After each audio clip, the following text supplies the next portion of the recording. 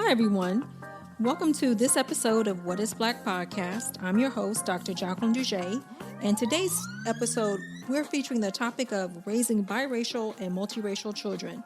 We have a great guest and great conversation ahead, so enjoy this episode. So welcome, Dr. Gaither, to What is Black podcast. Thanks so much for having me. I'm excited to be here. I am so excited to have you as our guest today. So today's episode, I wanted to dive in a little bit more about raising biracial and multiracial children.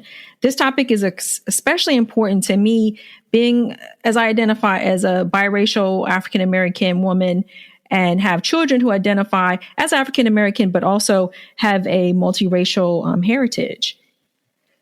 Yeah, no, I'm happy to talk about that. I myself am biracial too, and I think I'm a good example of what we call a me-searcher in the field. So someone who's decided to make her living by studying people like her with similar other mixed race experiences.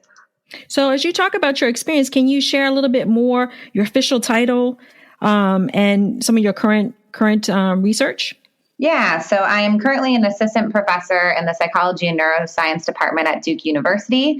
I'm also a faculty affiliate at the Samuel Dubois Cook Center for Social Equity and the Center for Health and Society here. So I've been researching biracial things basically my entire career, and I'd like to say my entire life as a biracial person. But my lab, the Duke Identity and Diversity Lab, focuses primarily on what are the powers behind having multiple identities. When we think about one identity versus another identity, how does that impact our behavior?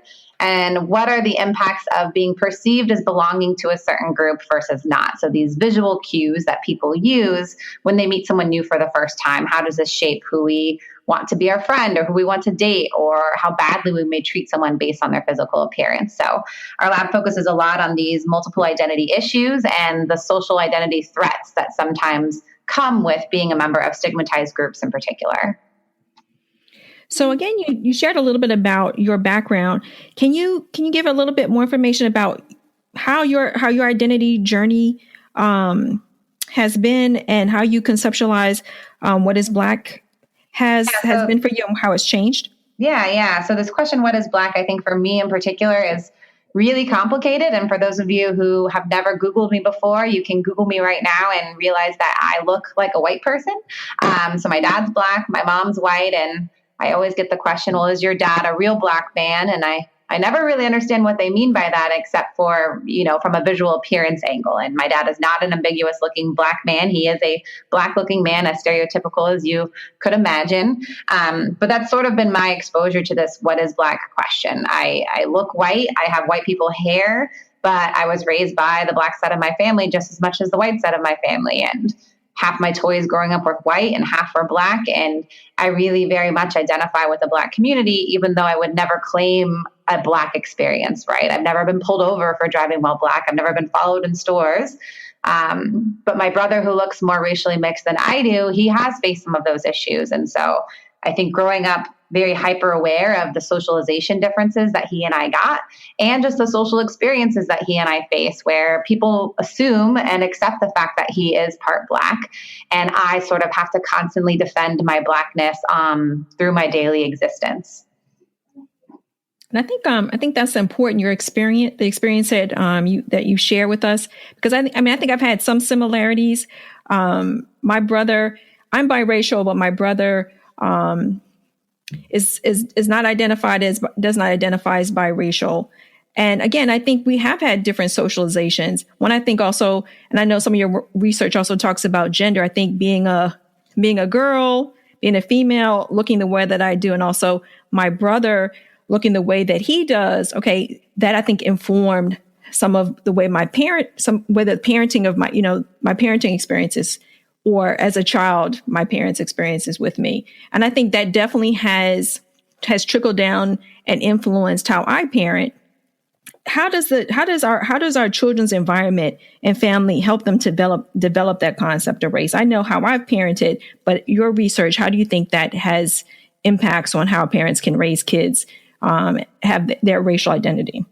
Yeah, it's a really complicated question. And we recruit mixed race kids to our lab for our research all the time. And that's the number one question we get from parents of mixed race kids is, how do I raise them? How do I socialize them? What should I say or not say? And I don't think there's a universal answer, but we know racial and ethnic identity, particularly for minority kids, right, is significantly shaped by how our parents talk to us or what they prepare us for, right? This preparation for bias that Black and Latinos tend to experience a lot more growing up as kids than white kids, right?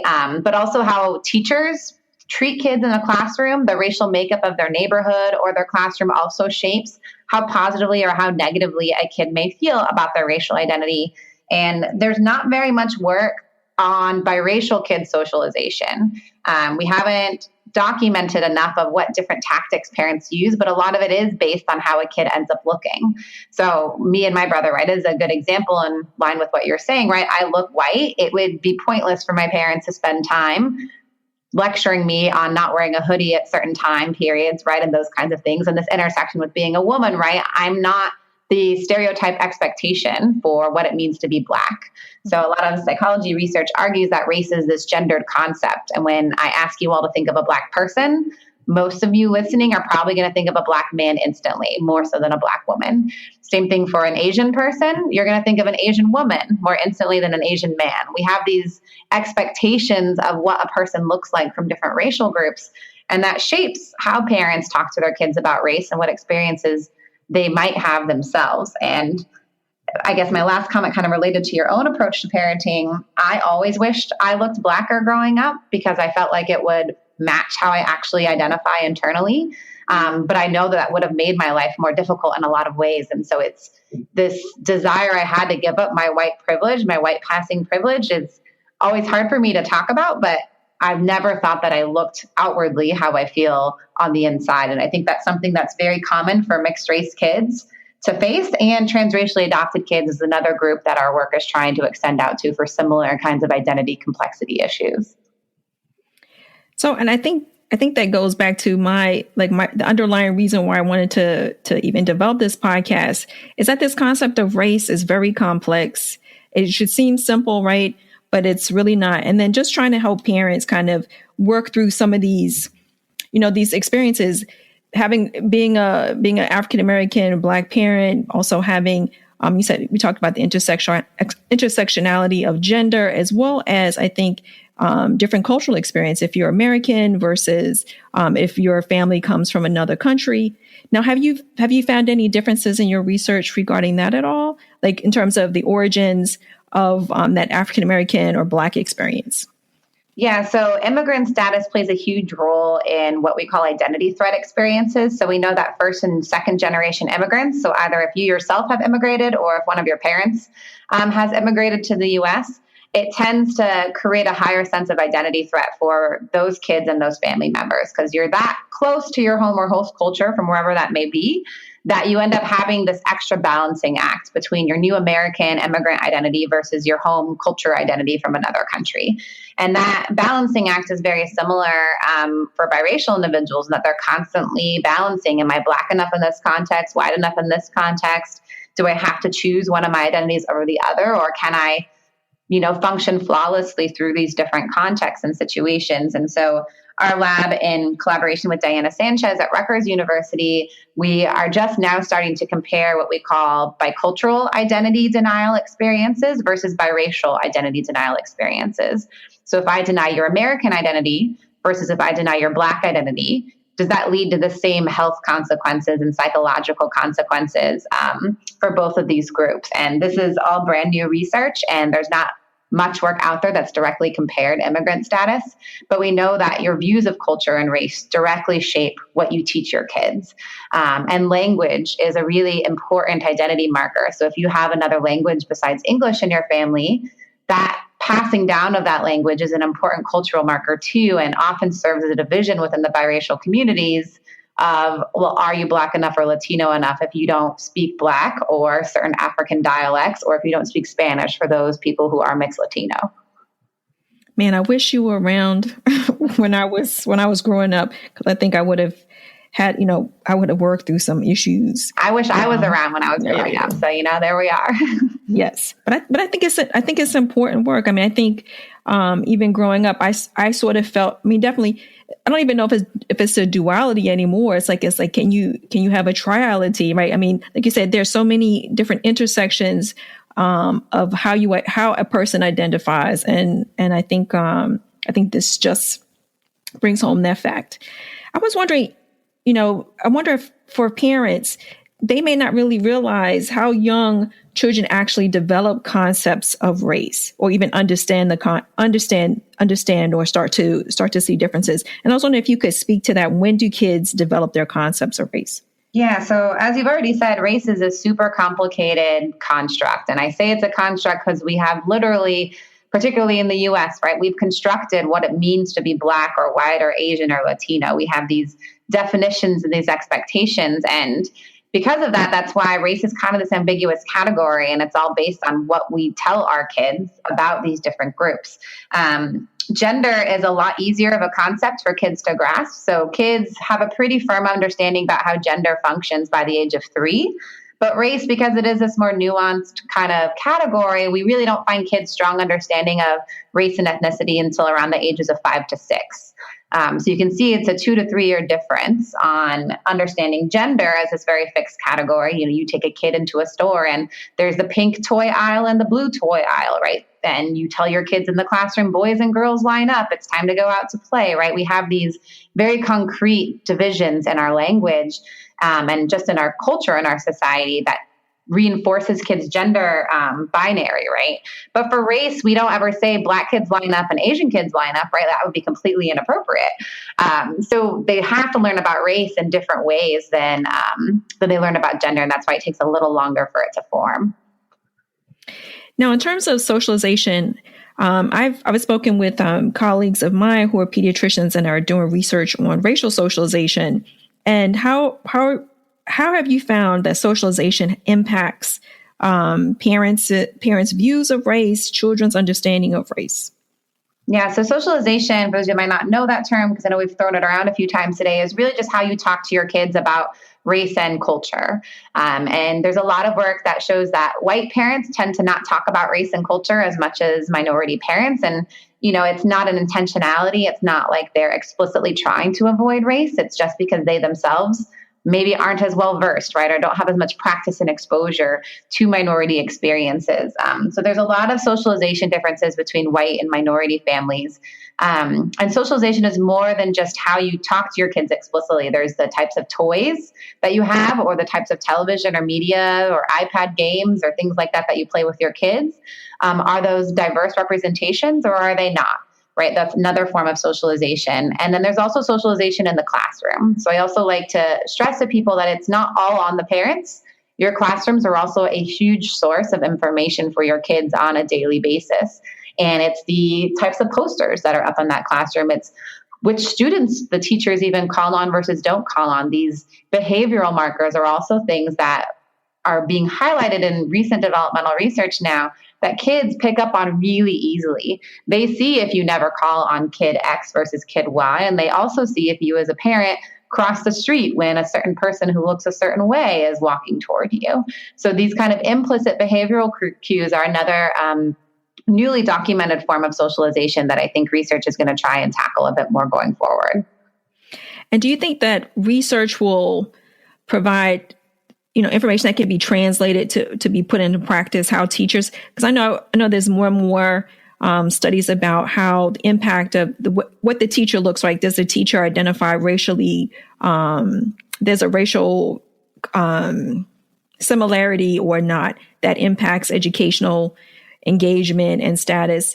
And I don't know if that will necessarily change, but I'm wondering if educators have more of this understanding of this implicit bias, that perhaps that could help provide some equalizing or providing some equity that some kids may not have because of the disadvantage of not having multicultural, multi-ethnic, multiracial educators. Yes. I mean, I think these minority groups, right, they're still minorities numerically right now in society. So we simply don't have enough minorities in the US yet for them to be distributed, right, within healthcare settings, education settings. We need diverse people everywhere, right? So I don't think it's just an education problem. We find bias in healthcare settings. We find bias in judicial settings, right? So we need people of color everywhere, in my opinion. But they're not ever going to be represented in the same ways as white people in these positions, at least for, the near future, I think. But as you mentioned, there's a ton of education research that really strongly argues that kids learn better in schools and contexts where they have a teacher or a principal or someone that kind of matches their own racial or ethnic heritage, because those kids can then see themselves in someone else, right? It's this aspiration. And we ran a study with biracial kids because my question was, if you're a biracial kid, does that mean you then also need a biracial teacher in order to learn in an environment, in which case all biracial kids would be screwed, right? Because there's not that many biracial people yet. But what we ended up finding, and this was a study with 4 to 8-year-olds done in the Boston area, is that biracial kids are actually a little more flexible in who they're willing to learn from. So most minority kids and white kids learn a pretty strong white is good bias in our society. They prefer white friends. They prefer white teachers up until a certain age point. But we don't find that the same white bias exists with biracial kids. And we recruited both Black white biracial kids and Asian white biracial kids. And they were both much more willing to learn from Black and Asian teachers compared to monoracial Black and monoracial Asian kids. So again, I think this is speaking to the fact that if we expose our kids to diverse backgrounds, even if your kid is not biracial, right? This exposure to diversity in diverse environments is what makes kids' concepts about race and social categories a bit more flexible. So just wanted to circle back to how, I guess, just going back to parenting. And we talked briefly about a recent article in The Atlantic by Myra Jones Taylor, where she talks about, well, the title of the article is called Helping My Fair-Skinned Son Embrace His Blackness. And, you know, it was circulating in Twitter and social media. And I thought it was a very impactful article to hear this mom speak about her experiences identifying as an African American mom, but her son doesn't have the phenotypic experience of being African American, doesn't look quote unquote African American. And I was wondering, in terms of what your take on the article was and how this article you think presents an opportunity to kind of provide information to families that are raising biracial, multiracial children. Yeah, I mean, I think for me, I resonated a lot with that article personally because there were some photo references for those of you that haven't read the article, and my own coping mechanism for looking white and passing as white, even though I am half Black, is to carry around a family photo in my wallet every day of my life. I literally have it here on my desk as I'm recording this podcast with you right now. It's been a really nice tool for me to use to bring out when people question my Blackness and my heritage. So I think this is very similar to a lot of experiences of parents of mixed race kids when they don't physically match what their kid looks like. For me growing up, my dad, people assumed he was kidnapping me when we were walking around the shopping mall together. People assumed he was my driver picking me up from school, and there'd be no way that he could possibly be my father. And that mismatch between a parent and a child can really take a pretty strong psychological toll, particularly on a kid, but the parent too, right? And that you're constantly defending, this is my biological child, who has the audacity and the right to question that relationship. But we have these fixed expectations that we should all physically match what our parents look like. But this mixed race demographic, we're kind of messing all of these expectations up, right? We are introducing this new form of racial ambiguity. And I think on average, research would argue that exposure to mixed race people over time might be shifting some of our expectations about what it means to be Black or white in our society, right? They're sort of blurring the lines between these racial groups. So I thought this article was really nicely written, and I think there's probably a number of biracial parents and parents of mixed race kids who have felt similarly or isolated similarly, right? And whether their kid has to choose one parent versus the other and showing up for back to school night as a way to reaffirm their racial group membership. Yeah, I'm hoping over time that, like you said, because there's a changing demographic, it'll be a slow change in demographic, that these sorts of insights from parents' experiences, your research, will help inform parents. In some ways, I mean, I'm still raising, my youngest son is a teenager, so I'm still raising him, but I think he's getting to the age, he's 17. And I know some of your research talked about when kids go to college, or maybe that college age, later adolescence, is maybe when sometimes they may have they may determine what their identities are, racial identities. So, in terms of choosing social clubs or fraternities, sororities, associations with peers. Yeah, so college is a really important identity period. I mean, it's between the ages of 3 and 8 when race is still forming as a category. But by the time you are a college age student, you really do know who you are much better than when you're a little 6 or 7 year old, right? College is also, if you're moving to a 4 year institution of some sort, it usually marks the first time that you're leaving your family, you're leaving your home city, your home culture, and you're naturally exposed to people who are different for the first time. And because the United States is still so racially segregated, for me in my own work, we look a lot at cross-race roommate relationships and how that shifts kids' and students' identities once they enter this college space and access to different student groups. For me personally, I never had a strong mixed race identity until college because there was a mixed race swirl group on campus. And that was one of the first times when I realized I had a group that was like me and confused like me, and we all looked different, but we could all get along. And so those identity experiences, particularly for racial and ethnic minority students, are a pretty prominent one in shaping how proudly someone may feel about their racial identity or racial background. Okay, that's great to know because I think I've had some similar experiences with my older son as he transitioned to college. Yeah, I mean, you get questioned all the time, right? Or you now have a whole new set of friends that might not know your mixed race in particular, right? And so they're going to ask you, oh, where are you from? Where'd you grow up? What are your parents like? Or even those pictures you put in your dorm room, right? That was a big sign to me as a freshman in college that my roommate knew instantly I was mixed race because I had photos of my family, right? So these small little details that I think the average person doesn't think about, to a mixed race kid in college, those details can be a pretty strong disclosure marker of an identity that may or may not be visible to a person's roommate. So you shared a lot of great insights for parents. I was wondering if you had any additional insights of how ideas to help parents raise healthy kids in the intersection of race, culture, and identity. Yeah, so I think the number one piece of advice I always give parents who come into our lab here at Duke is to really just let your kids identify how they want to identify. I think most of mixed race research to date would argue that when you see increases in depression or anxiety or other types of mental health problems, it's usually very strongly associated with the experiences of identity denial or this forced experience of I only can be one thing at a time. I have to choose one of my racial or ethnic identities over the other. I can never truly be myself as a biracial person.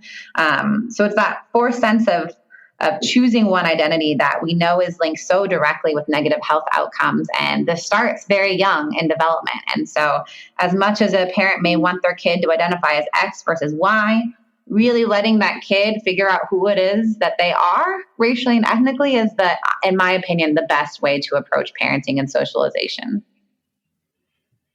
So this has been a great conversation, Dr. Gaither. I think this information hopefully will help parents help their children foster a positive identity, whether biracial or multiracial. So thank you so much for your insights. And if people want to learn more about your research or learn more about you, where can they get more information? Yeah, and if anyone's local in the North Carolina area, we're always recruiting families and adult participants in for all of our studies too. So you can Google the Duke Identity and Diversity Lab, and you can find our lab website there. We have accessible copies of a lot of our published research. We also have a lab Facebook page. So you can find us on Facebook. And then I'm on Twitter as well and tweet all kinds of diversity-related articles and some of our lab's findings and stuff there as well. All right. Thank you once again, Dr. Gaither. Have a great day. Thanks so much. Special thank you to our guest, Dr. Sarah Gaither. If you like this episode, please subscribe, rate, and review us on Apple Podcasts, where you can also find other great episodes. You can also follow us on social media. We're on Facebook, Twitter, and Instagram. Thank you for listening, and we'll talk to you soon.